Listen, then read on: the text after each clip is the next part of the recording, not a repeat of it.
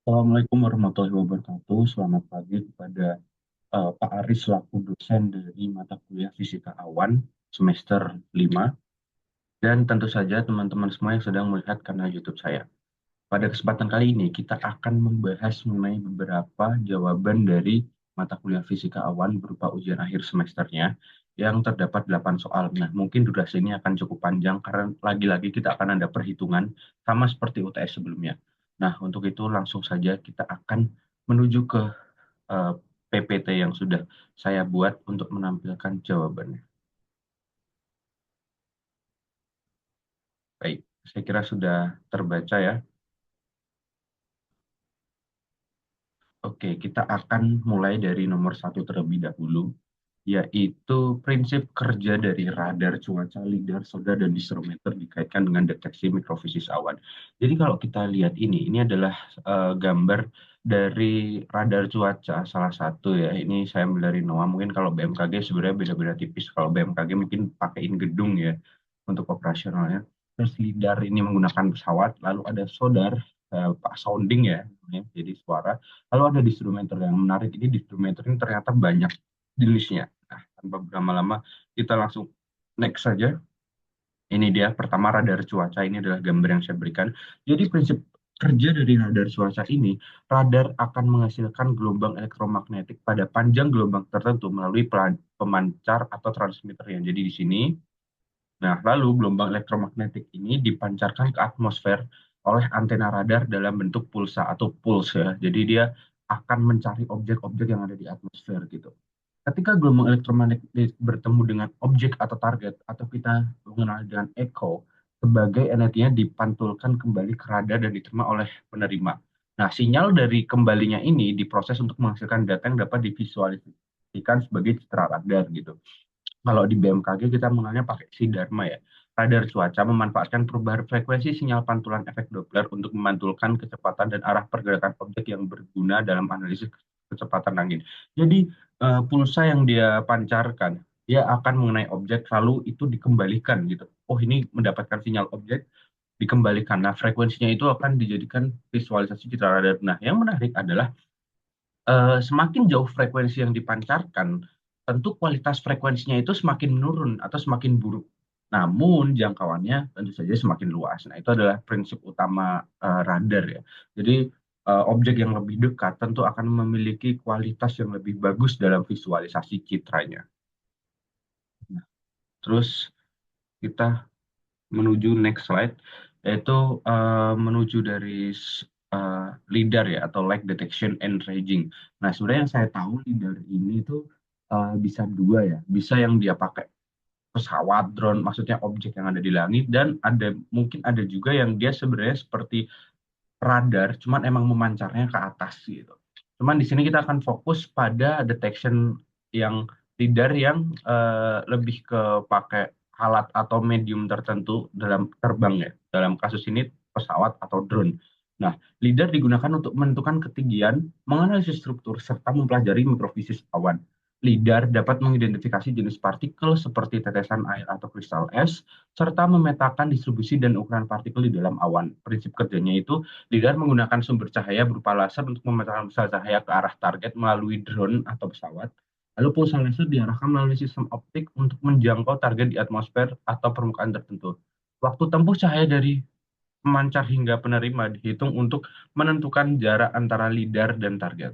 Sinyal pantulan diolah untuk mendapatkan informasi tentang sifat fisik target seperti jarak, bentuk, dan karakteristik permukaan. Data yang diperoleh digunakan untuk membuat profil atmosfer peta tiga dimensi atau analisis kecepatan partikel menggunakan efek Doppler. Nah, ya, efek Doppler sebenarnya banyak ya, bisa untuk membuat peta geografi, pemetaan, dan lain sebagainya. Namun untuk kasusnya MKG itu menggunakan efek Doppler. Jadi di dalam transmitternya harus ada efek Dopplernya gitu. Oke, kita menuju ke solder. Nah, solder ini digunakan dalam berbagai aplikasi yang memerlukan informasi mengenai angin di ketinggian atau stabilitas atmosfer menggunakan suara sebagai sensor utamanya. Prinsip kerjanya itu sebenarnya solder ini hampir mirip seperti radar. Cuman kalau bedanya radar menggunakan pulse energi gelombang elektromagnetik, di solder ini menggunakan gelombang suara gitu. di mana memancarkan gelombang suara dengan frekuensi tinggi ke atmosfer melalui transducer akustik, yaitu yang di sini ya. Nah, gelombang suara yang dipancarkan memantul kembali saat bertemu dengan lapisan atmosfer yang memiliki perbedaan densitas atau turbulensi. Karena fokus sonar ini sebenarnya lebih ke angin gitu untuk mengatur stabilitas atmosfer. Kan stabilitas atmosfer itu dipengaruhi utamanya oleh angin ya. Sebenarnya kalau anginnya baik, turbulensi sesimpel itu untuk mengetahui oh atmosfernya berarti tidak stabil. Gelombang suara yang dipantulkan diterima oleh mikrofon atau sensor penerima di sistem sonar. Frekuensi gelombang suara yang dipantulkan dianalisis untuk menentukan kecepatan dan arah angin vertikal serta sifat turbulensi. Dan data hasil analisis diproses dan divisualisasikan dalam bentuk profil vertikal kecepatan angin, arah angin, atau parameter atmosfer lainnya. Sebenarnya prinsipnya hampir sama kayak radar ya. Cuman bedanya di sini dia pakai solder dan juga lebih kecil pemantauan objek atau ekonya. Yang mana ekonya itu sesimpel kayak, oh adanya turbulensi atau eddy atau gangguan angin. Nah, di sini saya akan memberikan fun fact di mana solder dan wind profiler. Nah, wind profiler itu dia hampir sama, memiliki kesamaan fungsinya ya, berupa mendeteksi profil angin di atmosfer. Namun, di situ ada perbedaan dalam sistem perangkat sensornya. Kalau di wind profiler ini dia menggunakan sensor gelombang elektromagnetik. Correct me if I'm wrong. Kalau tidak salah seperti itu. Lalu selanjutnya kita akan mengenal di speedometer. Nah, ini menarik. Di semester sebelumnya, di semester 3 itu saya sempat membahas di speedometer sama teman-teman kelas.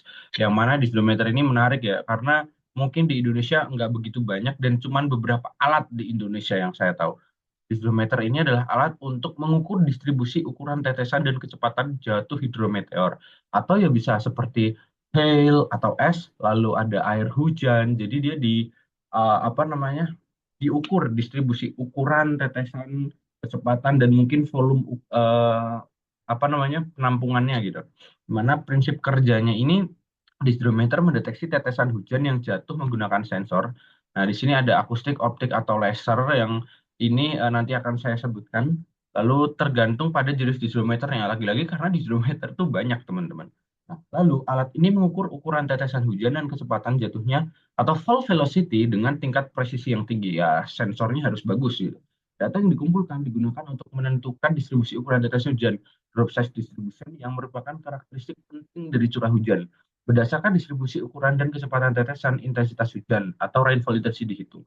Jadi bisa jadi kalau teman-teman mau mengembangkan penelitian yang bagus gitu, bisa pakai hidrometer meskipun nyari alatnya susah ya. Tapi kalau bisa dapat hidrometer, kalian sangkut pautin dengan intensitas curah hujan pada pengukur-pengukur seperti AWS atau mungkin eh, alat pengukur hujan lainnya gitu. Itu sangat bagus ya. Lalu data yang dihasilkan dapat digunakan untuk penelitian hidrologi, kalibrasi radar cuaca, analisis tipe hujan, ya kita bisa analisis tipe hujan juga gitu. Terus dan proses mikrofisis awan. Nah, kalau kita lihat di sini ada tiga jenis hidrometer ya. Yang pertama di sini itu hidrometer akustik gitu yang saya sebutkan, dia menggunakan sensor akustik gitu. Jadi ketika dia jatuh, sensornya ini udah pinter gitu. Ini teknologi yang bagus menurut saya. Jadi kayak dia akan menggunakan semacam frekuensi gini. Ibaratnya kalau teman-teman sering lihat yang rumah sakit pasien itu ya, sama-sama lah mirip-mirip. Lalu yang kedua adalah distроmeter dengan Doppler radar ya. Di sini ketentuannya itu, maksud saya yang di dalamnya itu ada Luft WS-100 dengan teknologi 24 GHz Doppler radar gitu. Ini ada Doppler radar. Ini yang seingat saya dan setahu saya yang BMKG ada, tapi mungkin tidak tersebar di seluruh stasiun. Saya juga kurang tahu. Lalu yang di bawah ini optical dysdrometer. Nah, yang optical dysdrometer ini lebih sering ditemui di kapal gitu, karena ini bisa dibongkar pasang dan menurut saya lebih simpel gitu. Jadi sering dibawa di kapal-kapal untuk ya penelitian yang ada di kapal atau di laut gitu. Ya untuk penelitian oceanografi. Nah, itu dia yang nomor satu. Sekarang kita akan berpindah ke nomor dua, yaitu menggambarkan dan menjelaskan teori elektrif elektrifikasi thunderstorm. Jadi, teori ini adalah salah satu teori bagaimana cara petir itu bisa terjadi gitu. Di mana ini ada beberapa potongan gambar yang saya ambil dari ini adalah sebuah sumber dari LSI Science HTML ya, teman-teman bisa cek di sini langsung ketika kalian kopas linknya itu bisa langsung ke website terkait dan di situ ada penjelasan mengenai ini kalau kalian penasaran. Namun di sini sudah saya rangkum menjadi beberapa poin gitu. Yang pertama adalah pembentukan awan cumulonimbus. Jadi badai petir berkembang dari awan cumulonimbus yang menjulang tinggi dengan arus udara naik updraft dan turun downdraft yang kuat. Jadi di cumulonimbus ini dia akan terdapat updraft dan downdraft yang kuat gitu. Karena kalau cumulonimbus ini kan di sini ada freezing level dan banyak sekali gropel-gropel. Selain itu juga di sini banyak sekali ion positif negatif yang kalau teman-teman kurang tahu bagaimana proses terjadinya petir, di situ tuh ada hubungan antara ion positif dan ion negatif.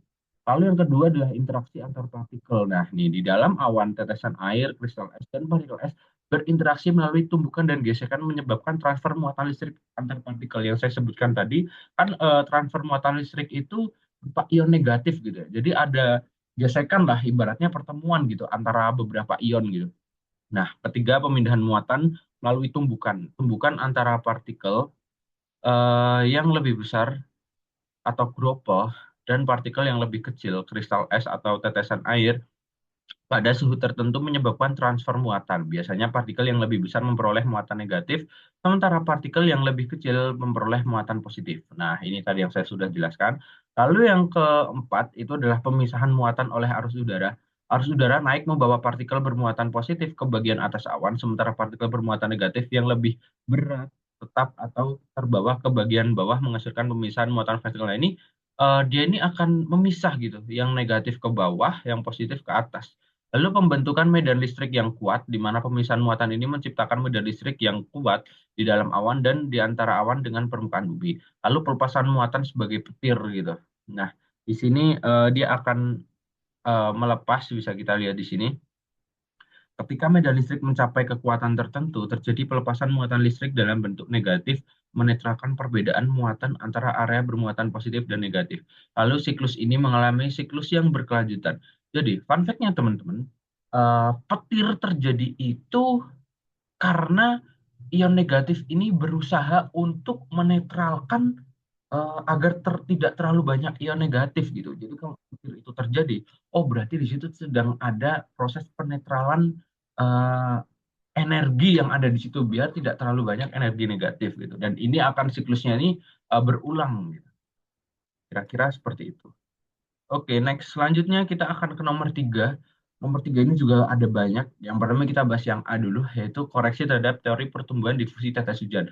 Nah, di sini saya tidak bisa menampilkan gambar karena di gambar sendiri juga saya belum menemukan banyak, tapi saya menemukan teorinya yang mana koreksi terhadap teori pertumbuhan difusi tetes hujan ini digunakan untuk memberikan pemahaman yang lebih realistis tentang proses pertumbuhan tetes hujan. Di sini ada 5 efek ya. Yang pertama, kinetic effect atau efek kinetik, di mana pada skala mikrofisis proses difusi uap air ke tetes awan dipengaruhi oleh dinamika molekuler. Efek kinetik memperhitungkan bahwa molekul uap air tidak bergerak secara kontinu, tetapi dalam lintasan diskrit. Koreksinya berupa difusi uap air ke tetes kecil kurang efisien dibanding yang diprediksi oleh teori klasik, sehingga memperlambat laju pertumbuhan tetes kecil. Yang kedua adalah ventilation effect, di mana ketika tetes tumbuh dan bergerak dalam arus udara, aliran udara di sekitar tetes mempengaruhi transportasi uap air ke permukaan tetes. Koreksinya berupa aliran udara dapat meningkatkan laju penguapan atau kondensasi pada tetes, menyebabkan pertumbuhan yang lebih cepat dibanding tanpa efek ventilasi, terutama untuk tetes berukuran menengah hingga besar. Yang ketiga, non-stationary growth, di mana teori klasik atau teori utamanya, teori Babonnya kalau teman-teman tahu, itu mengasumsikan bahwa pertumbuhan tetes terjadi dalam kondisi stabil. Tetapi dalam kenyataannya lingkungan uap air dan temperatur terus berubah. Koreksinya berubah berupa variasi temporal dalam ketersediaan uap air dan suhu mempengaruhi kecepatan pertumbuhan tetes, yang biasanya lebih cepat atau lebih lambat dari prediksi teori awal. Nah, yang keempat adalah unsteady updraft, di mana awan memiliki aliran udara naik atau kita mengenai yang tidak stabil menghasilkan variasi kelembapan relatif dan tekanan di sekitarnya. Koreksinya berupa updraft yang tidak stabil menciptakan kondisi fluktuatif yang mempercepat pertumbuhan tetes besar dan memperlambat tetes kecil, mempercepat transisi ke tahap polisi dan koalescensi. Nah, yang kelima, statistical effect. Distribusi ukuran tetes dalam awan tidak seragam.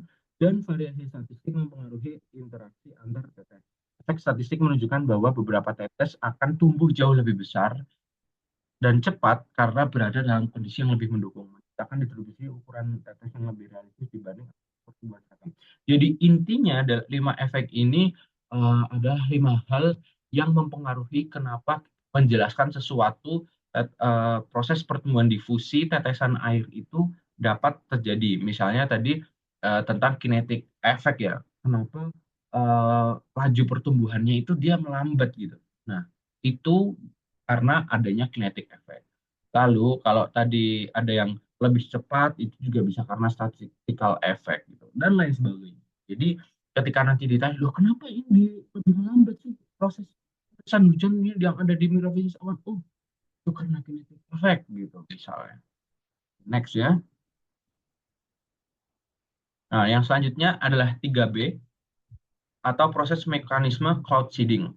Nah, ini menarik ya karena cloud seeding ini sebenarnya sudah lama, namun menjadi kedeputian baru atau TMC atau teknologi modifikasi cuaca. Di sini, prinsip cloud seeding yang perlu kita ketahui adalah teknik modifikasi cuaca dengan menambahkan bahan tertentu ke dalam awan dan mempercepat atau memperkuat proses kondensasi atau pembentukan es di dalam awan.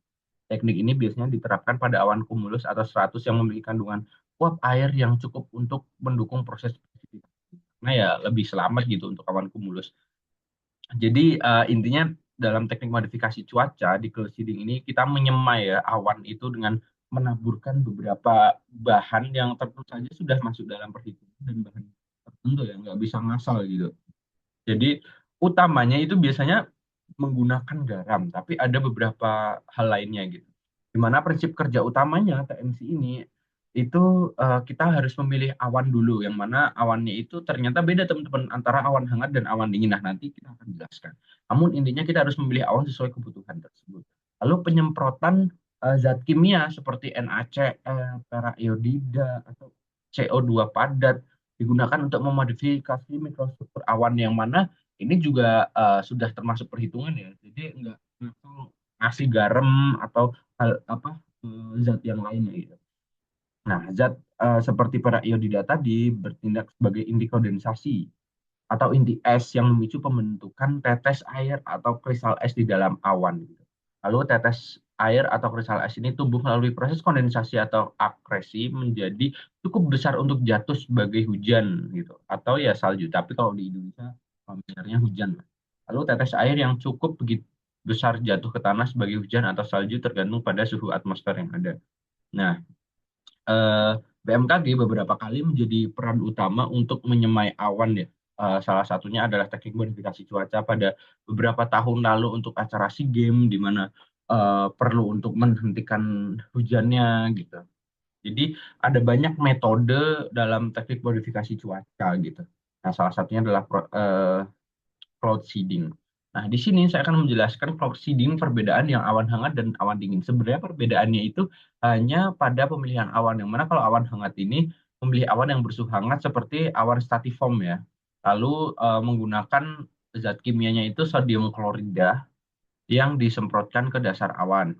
Lalu partikel ini menyebabkan pertumbuhan tetesan melalui kondensasi ya yang intinya terjadinya kondensasi di mana tetesan lebih besar terbentuk dan bergabung melalui proses tumbukan koalensi hingga menjadi cukup berat untuk jatuh sebagai hujan. Lalu penyemaian awan ini digunakan untuk meningkatkan populasi tetesan air dalam awan. Nah, lalu untuk awan dingin itu memilih awan kumulus biasanya yang di bawah 0 derajat Celcius. Jangan kumulus ini bahaya kalau bicara kan karena sangat tinggi vertikal ke atas. Lalu menggunakan perak iodida gitu yang disemprotkan ke dasar awan dan di sini peningkat adanya pembentukan kristal es dengan ya menarik tetesan air dingin gitu. Nah, kristal es bertumbuh menyerap yang sangat dingin hingga mencapai ukuran yang cukup besar untuk jatuh sebagai salju atau hujan beku dan penyemaian ini digunakan untuk meningkatkan populasi kristal es. Nah, ini yang beda beda dari pemilihan awan bahan di sini ini tujuannya beda. Kalau awan hangat tadi tujuannya ini meningkatkan populasi tetesan air dalam awan. Kalau untuk awan dingin ini meningkatkan populasi kristal es dalam awan. Jadi tiga ya tadi perbedaannya. pemilihan awannya beda, penyemaian zat kimianya beda, dan juga eh, tujuannya itu juga beda, tapi sama-sama untuk menjatuhkan hidrometeorologi berupa hujan gitu.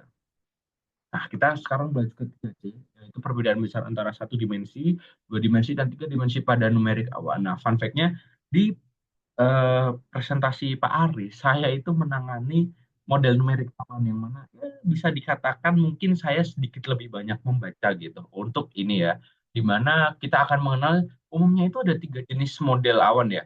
Satu dimensi, dua dimensi, tiga dimensi, yang mana ini dikembangkan oleh banyak penelitian gitu, dan banyak peneliti utama penemunya gitu. Nah, di sini saya akan memberikan dasar perbedaannya saja. Nah, kalau dilihat ini adalah gambar untuk satu dimensi, dua dimensi, dan tiga dimensi. Nah, perbedaannya itu sebenarnya cara apa namanya kita melihat sudut pandangnya gitu. Yang mana sudut satu dimensi ini hanya memperhatikan proses terjadinya atau perubahan sistem mikrofisis awan secara vertikal gitu, dan mengabaikan perubahan yang terjadi secara horizontal di mana hasilnya adalah adanya rasio pencampuran air pada awan. Nah, simpel itu aja. Jadi hanya vertikal ya, dari bawah ke atas. Kita cuman hanya akan tahu, oh, di dalam awan itu ada pencampuran air gitu. Di mana ya kita mengetahui adanya droplet-droplet aliran udara itu yang hanya bisa dilihat secara satu dimensi, atas, dari bawah ke atas. Nah, yang selanjutnya model dua dimensi ini lebih berkembang ya, karena memperhatikan proses vertikal dan juga horizontal ke sampingnya gitu. Di mana hasilnya kita bisa mengetahui tipe-tipe awan dari berbagai pertumbuhan awan. Nah, ini jadi kayak ada awan dengan pertumbuhan pertumbuhan seperti bagaimana apa namanya? Seingat saya itu ada beberapa tipe awan gitu, sebagai awan yang pertumbuhannya cepat, sedang ataupun lambat.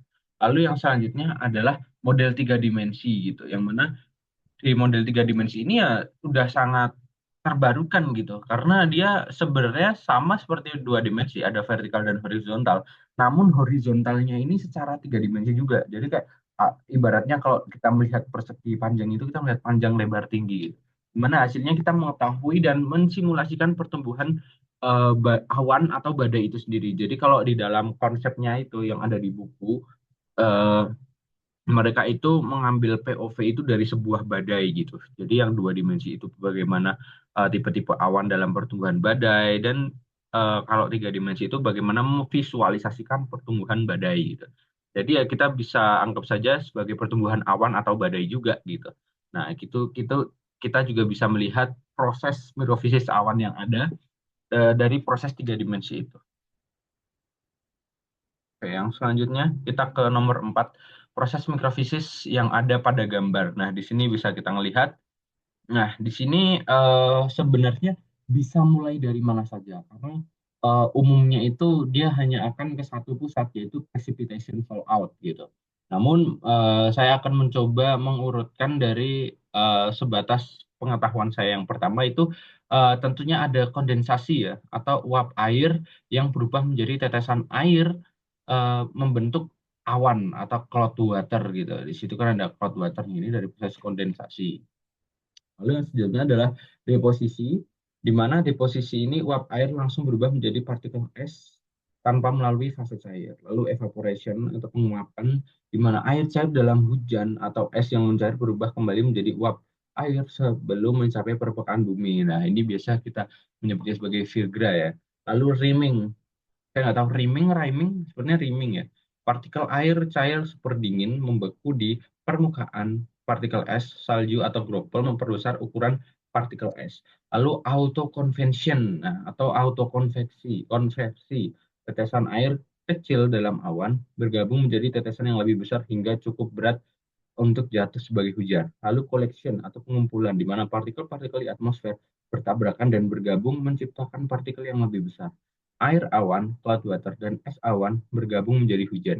Air awan, es awan, salju, dan hujan bergabung membentuk droplet. Dan es awan berkumpul menjadi salju, lalu terjadi konversi kembali, di mana es awan berubah menjadi salju melalui transformasi fisik menurut gambar.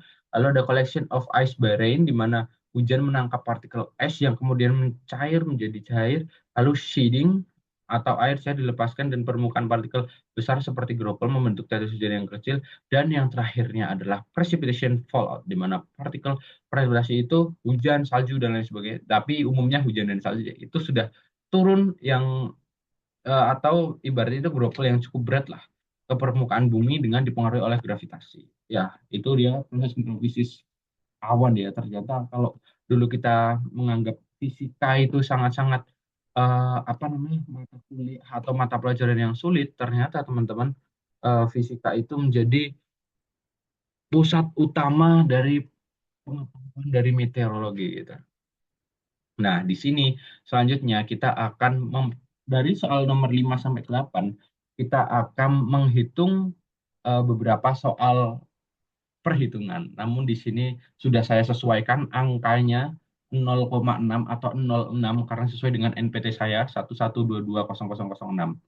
Namun kita akan menghitungnya dalam beberapa waktu setelah menuju ke soal perhitungan, di mana sebuah drop tetes tumbuh dengan kondensasi dari radius 2 sampai 10 dalam waktu 6 menit pada suhu 10,6 derajat Celcius dan tekanan 100,6 kPa.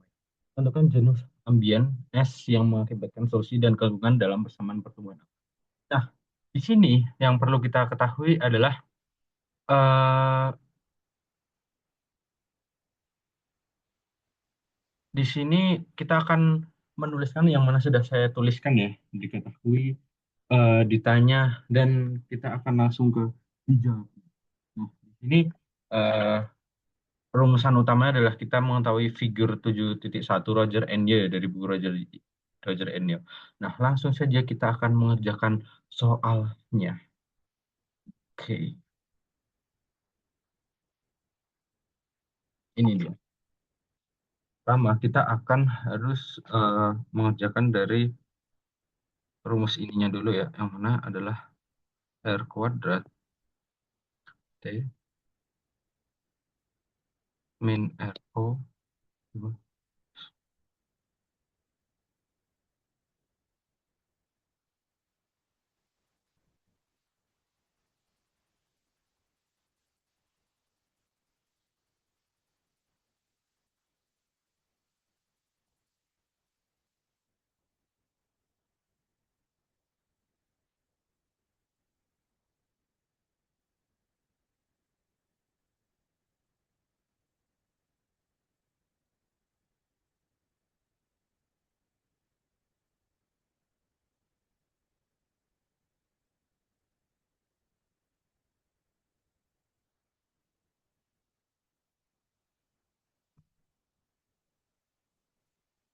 6 milibar. Karena ini 10,6 kPa tadi ya.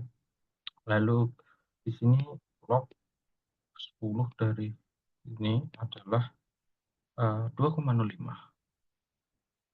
Jadi ininya adalah 10 pangkat 2,05. Yang mana ini adalah 112,20 UM kuadrat per second. Ini jangan salah, takutnya dikira 7 ya. Nah, kita akan mencari S min 1 dulu. Nah, belum ke S ya, sebenarnya kan. Nah, tadi kan rumusnya gini ya.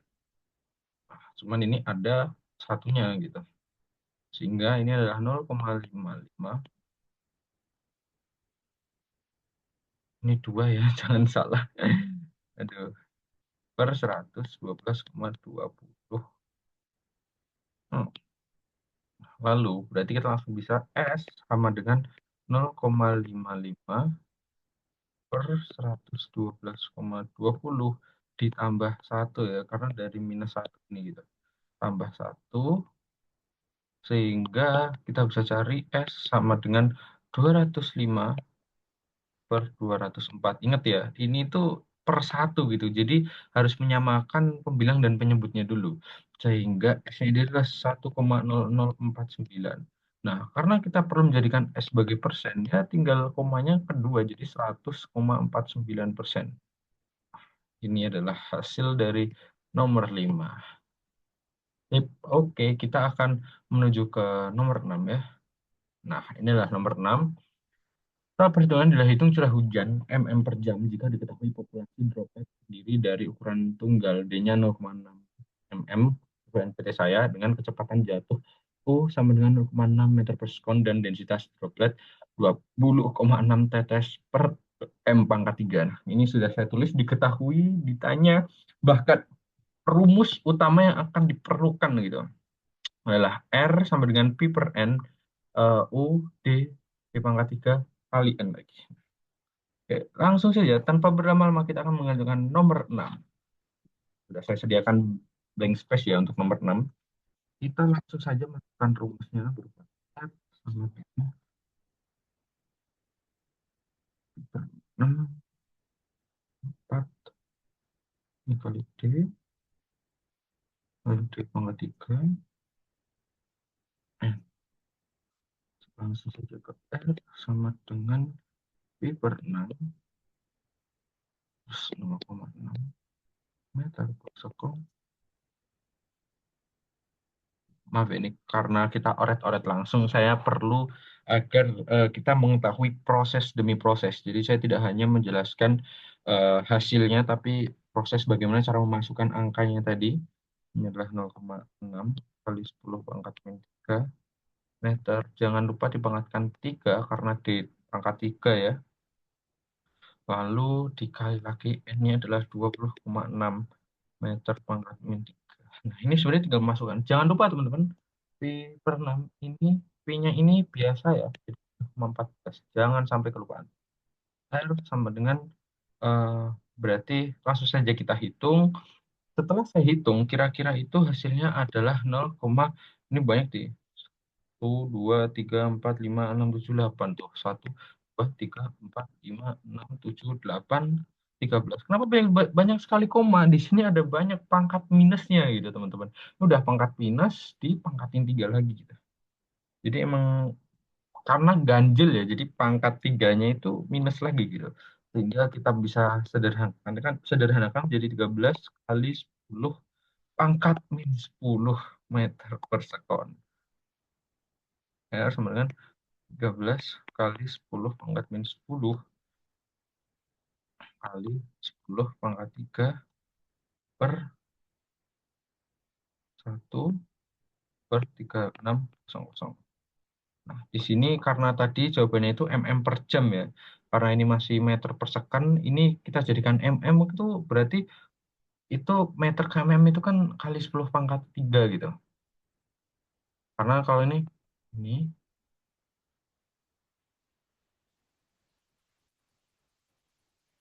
nah ini kan 3 kali gitu, 10 pangkat 3.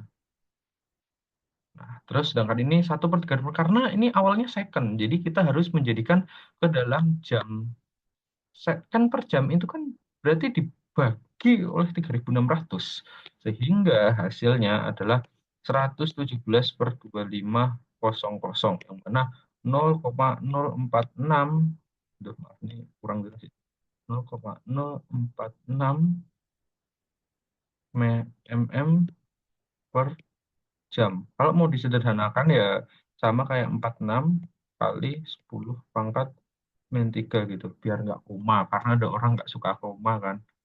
Nah, oke. Karena nomor 6 sudah, kita ke nomor 7. Wah, ini sangat panjang ya. Mulai sekarang nomornya udah mulai panjang nih. Bahkan nih beranak gitu, nomor 7 nih. Awan orografis di suatu wilayah dengan ketebalan 2,06 km mengandung uap air 0,06 gram per M pangkat 3 di mana sebuah teresan dengan jari-jari 0,106 dengan puncak awan mulai jatuh melewati awan.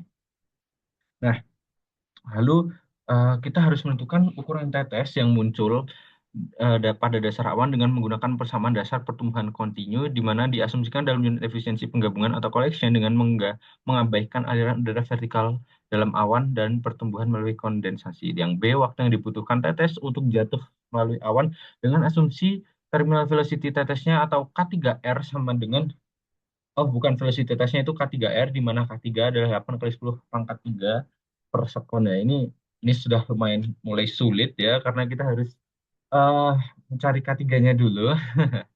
Ini udah ada K3, nanti masih di K3R gitu. Lalu tentukan ukuran tetes pada bagian A yang muncul dari awan jika ada updraft sebesar 20,6 cm per second.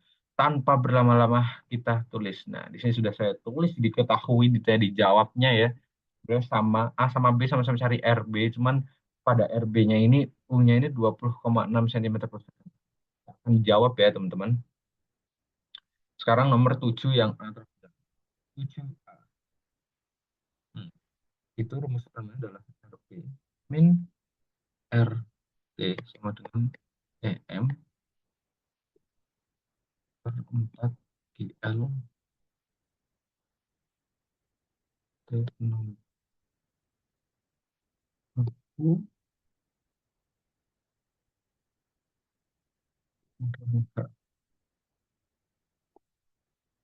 mana RP sama dengan RT plus EM. Ini jangan lupa EM-nya ya. Per 4 GL H. Karena ininya itu H gitu loh. Itu H. Jadi kita langsung itu aja gitu. Oh maaf, ini H. Langsung saja, maka adalah 0,106 dari RT-nya ditambah 1 kali 0,06 kali 10 pangkat min 3 terus kali 2,06 kali 10 pangkat 3, lalu kita bagi ininya per 4 kali 10 pangkat 3. Ini coret aja 10 pangkat 3. Sebenarnya di sini ada satuannya yang dicoret juga ya, namun saya perlu menghemat space, jadi saya langsung tuliskan saja teman-teman, biar lebih mempermudah juga.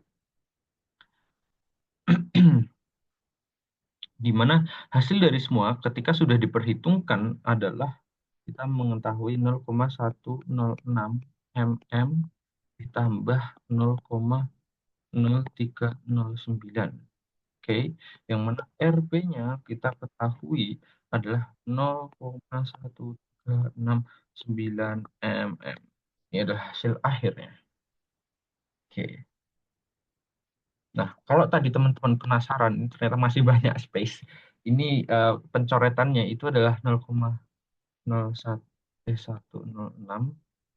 UM M tambah 1 kali 0,06 kali 10 pangkat min 3 kilogram meter pangkat min 3. Wih, semoga masih cukup ya teman-teman. 2,06 kali 10 pangkat 3 meter. Tadi ini dibagi oleh 4 kali 10 pangkat 3 kilogram meter pangkat min 3. Nah, ini kilogram pangkat min 3 ini sangat coret gitu. Yang mana 10 pangkat 3 yang coret juga di sini. Langsung sini deh hasilnya. Nah, sekarang kita beralih ke 7B ya. Ini yang menurut saya lumayan panjang. Hmm, di mana rumus utamanya itu tadi diubah. Namun kita harus tahu dulu tadi nomor 7 itu dia ada diketahui tambahan yang mana U sama dengan K3R ya. Di mana K3-nya dengan 8 kali 10 pangkat 3 per sekon. Nah, dicari itu T itu identik dengan waktu gitu. Di sini kita akan menggunakan rumus yang mirip-mirip dari RB tadi, tinggal diganti aja dr per dt sama dengan M per 4QL, per 4QL ya. Nah, di sini kita menggunakan K3R langsung gitu. Oke, di mana di sini kita akan mencari dari RB, ini RT, DRR dengan T0, M 3 per 4QL. 4 ya, jangan sampai salah. Lalu langsung saja kita tuliskan di sini E sama dengan 4 GL per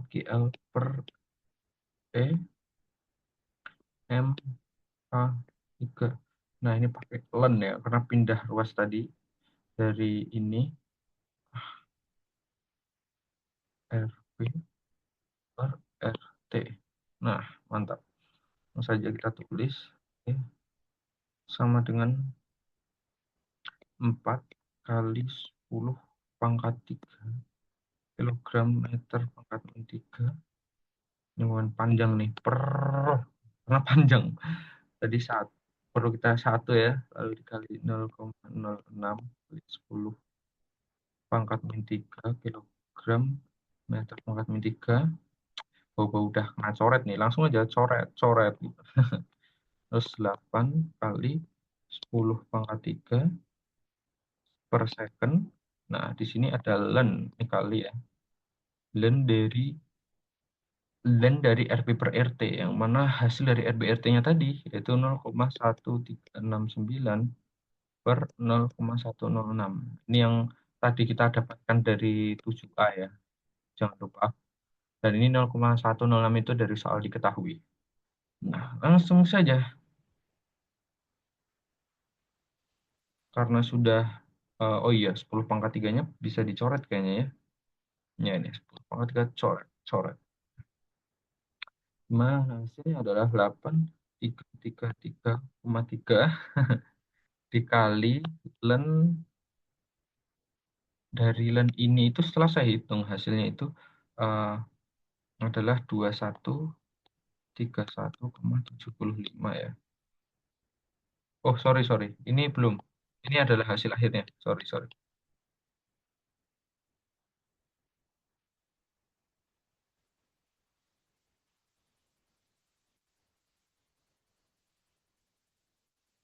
Ternyata saya itu menghitungnya itu langsung berupa dikali len dari 0,1369. Karena menghitung seperti ini lewat kalkulator saintifik itu sangat-sangat mudah ya. Saya langsung bisa keluar di mana hasilnya dari perhitungan ini adalah 2131,75 sekon.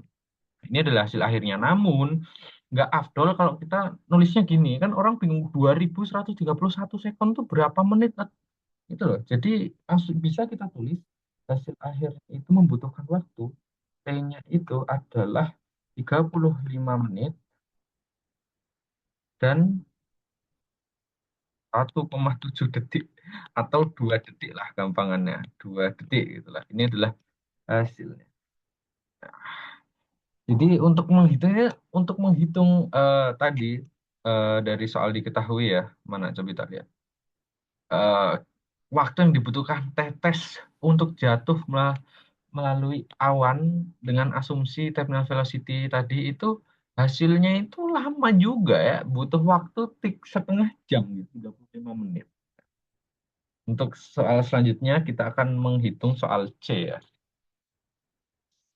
Oke, C. Di sini juga ada diketahui di mana punya 7C ini ya, punya kita tulis dulu aja biar nggak kelupaan ya.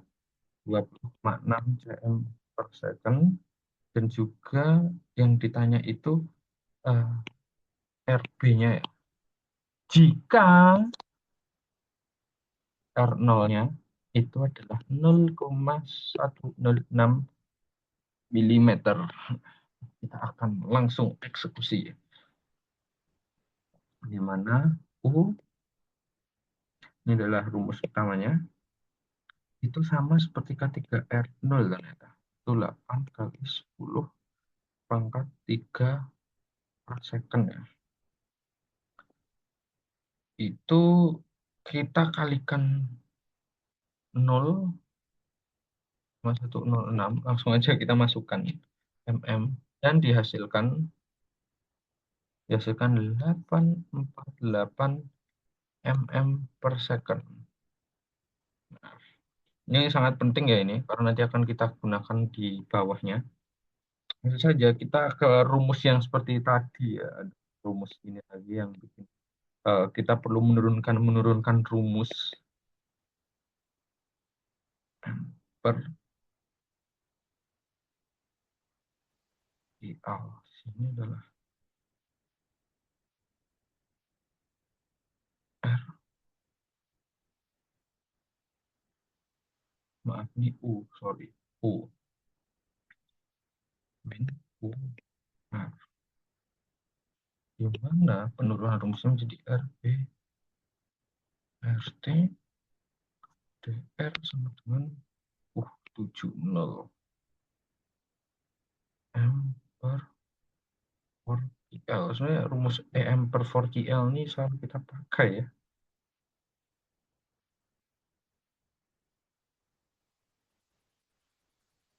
Liter Z.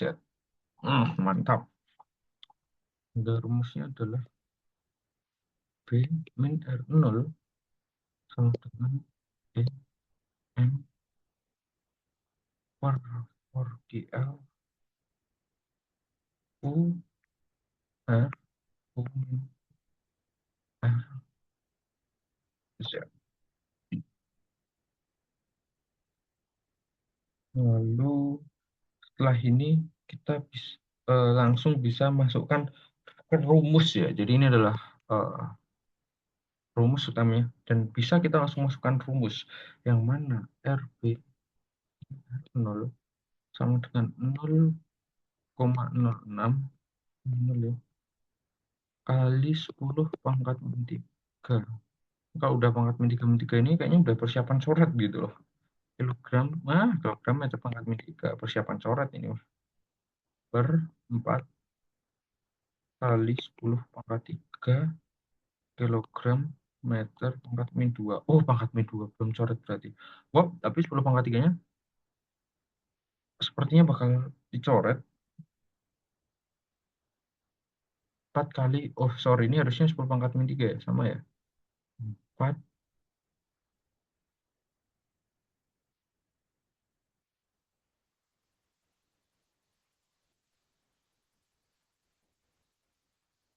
sorry, belum.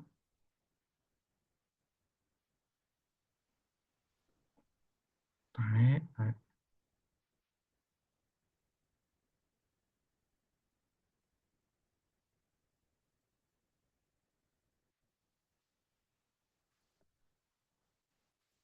Mananya goblok. Oh,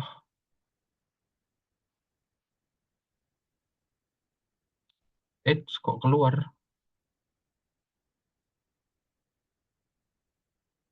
Loh, kok hilang? Loh,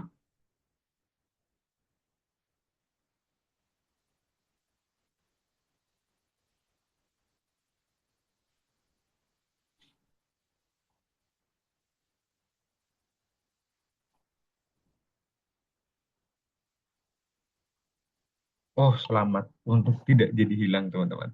Ini ternyata salah ya, belum coret. Bukan coret ternyata, teman-teman. Ada salah sedikit ya. Maaf, 10 pangkat 3 ini tadi ya. Ini saya kira juga pangkatnya kok coret, ternyata tidak. Nah, terus ini dikali 848 dari ini tadi ya. Kali mm sekon pangkat per sekon per 20,6 min 848 jadi ini mm pangkat sekon min 1. Wup, sama ini. Coret. Dikali Z-nya 2,06 ya.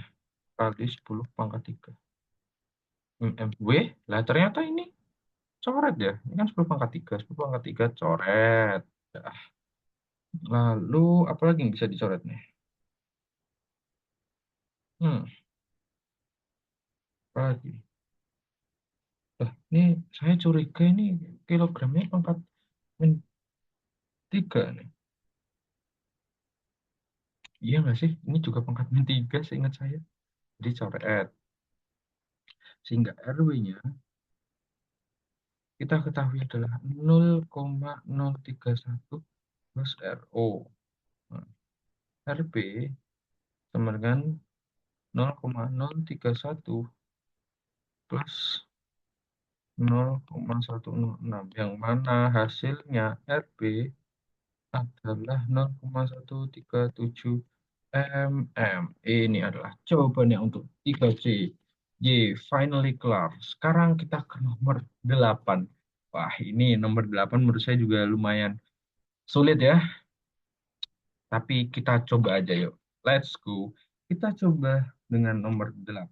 Oke, di sini eh, harus menentukan ukuran tetes di puncak lintasan, ukuran dari tetes ketika meninggalkan awan, dan waktu yang tersisa bagi droplet di awan jika sebuah tetes berdiameter, loh ini soalnya malah di C. 0,06 mm terletak di dasar awan cumulus yang memiliki konsentrasi air cair sebesar 1,06 gram per meter pangkat 3 dan kecepatan updraft dan konsisten sebesar 0,6 meter per sekon. Gunakan persamaan pertumbuhan kontinuitas dan mengabaikan pertumbuhan kondensasi dengan menggunakan teori tabel 8.1 Roger. Nah, ini juga sudah saya tulis, diketahui, ditanya, dan mari kita jawab langsung saja, teman-teman. Langsung kita ke A. Jangan sampai kalian mubal ya dengan semuanya. Ini sebetulnya juga pakai sama yang tadi, DR per DZ dengan EM juga. Aduh, sudah sampai ini ya. Jangan sampai bosan lah intinya tuh. Per L kali U, terus ini R per U min U. Oke. Nah, sini itu diturunkan menjadi RT per RB. DR sama dengan integral lagi Z0 EM per 4QL. Selalu ada 4QL. U, R, U, min U, R, per DZ.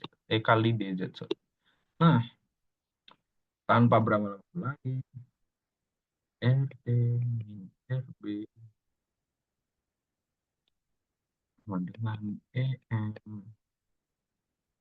per 4QL U U min U ya, sampai hafal saya. Z. Oke. Eh, setelah ini kita bisa langsung memasukkan rumusnya ya. Maksudnya memasukkan angka-angkanya gitu. Di mana eh, angka-angkanya adalah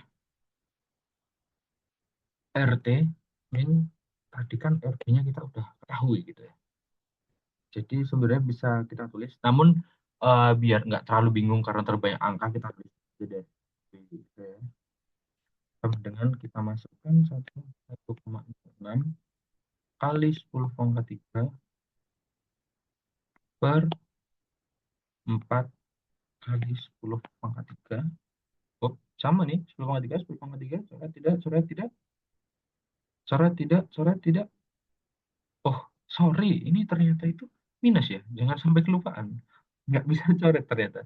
Kali 4,03 per 0,6 min 4,03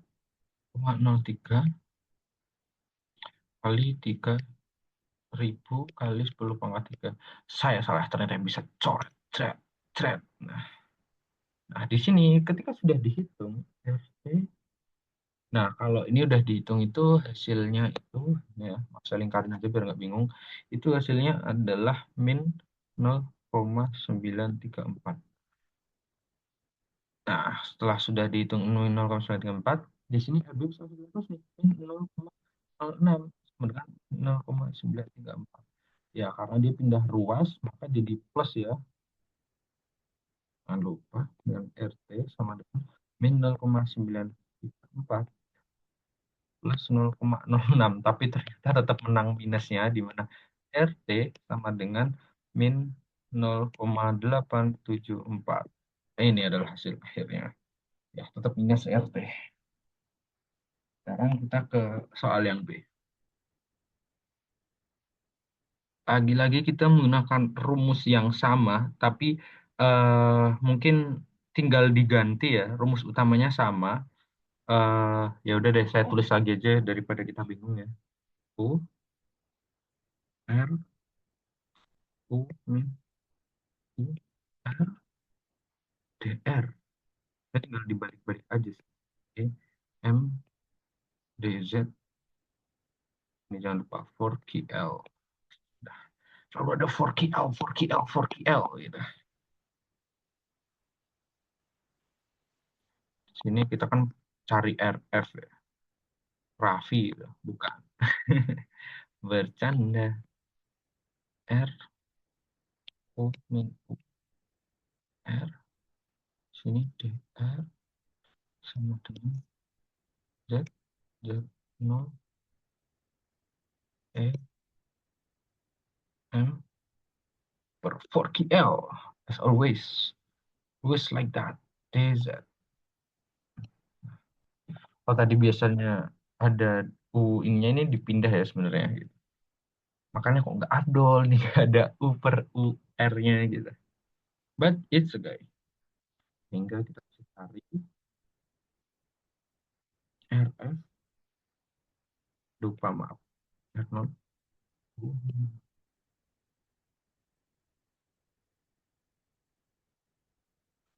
RF lagi.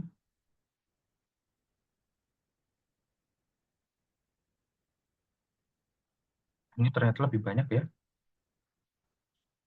Lupa EM per 4QL-nya. Nah, GZ. Ini kita bisa langsung masukin angka-angkanya, teman-teman. RF R0 0,6, UR-nya itu 4,03 R, min RF R0 1 per R, DR-nya juga nggak tahu, sama dengan Z dan Z0.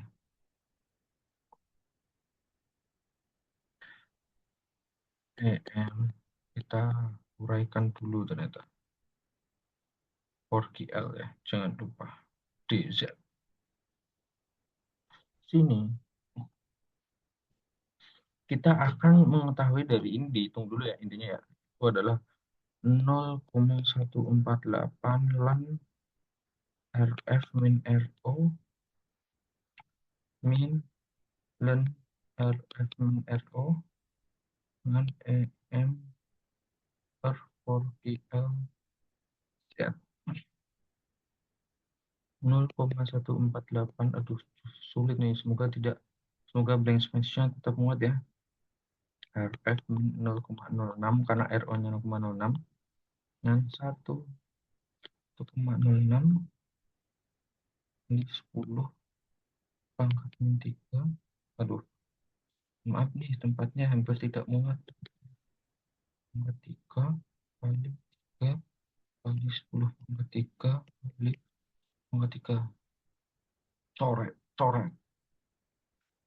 Sehingga 0,148 ln RF min 0,06 sama dengan 0,795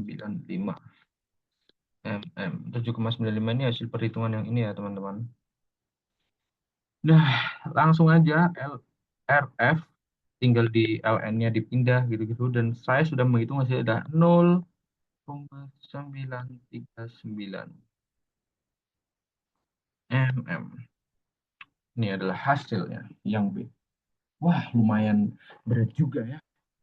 Tapi tidak.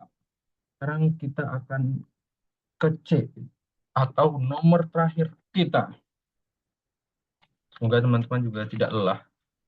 Di sini kita langsung bisa memasukkan rumus dB per dt sama dengan 4QL lagi ya.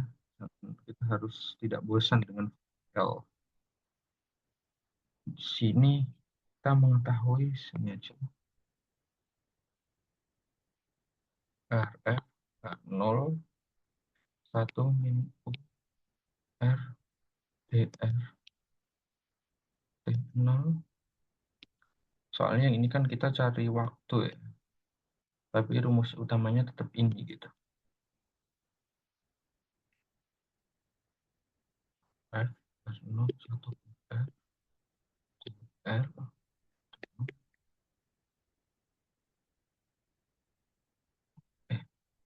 Ya ini mana hitung, langsung aja kita masukin soalnya kayaknya bisa deh. Bisa nggak sih?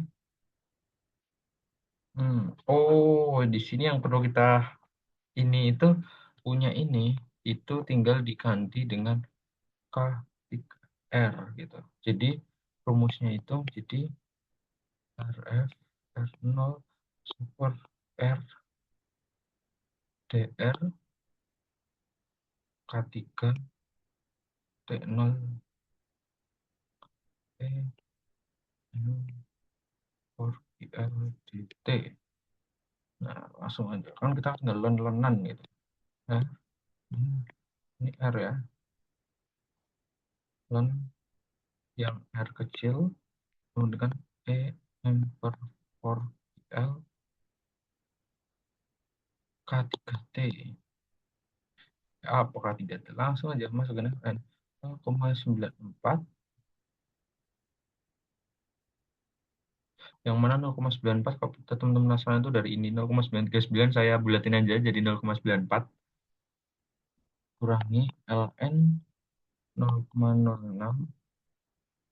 sama dengan 1,06 10 pangkat min 3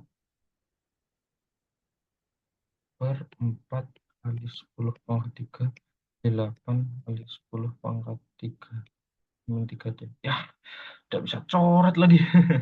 Tapi setelah saya hitung, ini juga ribet ya, karena kita perlu menghitung ininya, tapi intinya itu tinggal T sama dengan ini dibagi dengan ini. Nah, sesimpel itu aja. Dan saya sudah cari hasilnya 129,7,89 sekon. Yang mana nggak mungkin ini 1297 saya tampilnya. Jadi, T-nya itu jika kita dalam menit dan sekon itu dapat 21 menit dan 38 detik. Ini adalah hasil akhirnya. Jadi kira-kira seperti itu. Nah, sebenarnya sudah selesai eh, cara kami menjawab soal terhadap soal ujian akhir semester dari mata kuliah fisika awan. Saya mengucapkan terima kasih banyak kepada Pak Aris terutama yang telah memberikan kami perkuliahan selama 1 semester penuh dengan sabarnya, dengan kegigihannya, dan selamat pengemban jabatan pada Pak Aris. Dan saya mengucapkan terima kasih kepada teman-teman semua yang sudah melihat video dari awal sampai akhir terhadap rumus perhitungan yang sudah saya kerjakan ataupun penjelasan yang saya berikan. Saya pamit undur diri, kurang lebihnya mohon maaf. Wassalamualaikum warahmatullahi wabarakatuh. Dadah.